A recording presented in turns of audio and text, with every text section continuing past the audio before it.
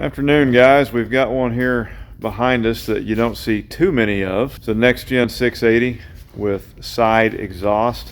We just got done putting some cabin sleeper panels on it.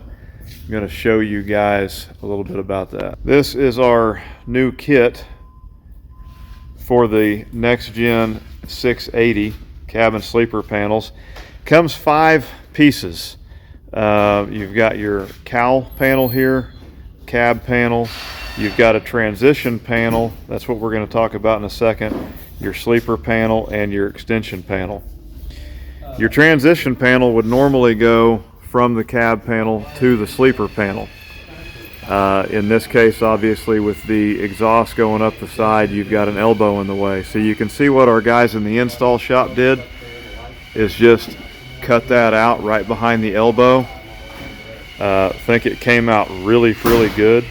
But if you are looking at buying these pieces for your Next Gen 680, just know you will want that transition panel. Otherwise, your sleeper panel is going to stop right here at this seam, and you're going to show that big gap. You can take your die grinder or something and cut that piece off and get this look right here where it's just cut out for that elbow. Is that about what you did, Calvin? Just cut that off with your die grinder? Yes, it is.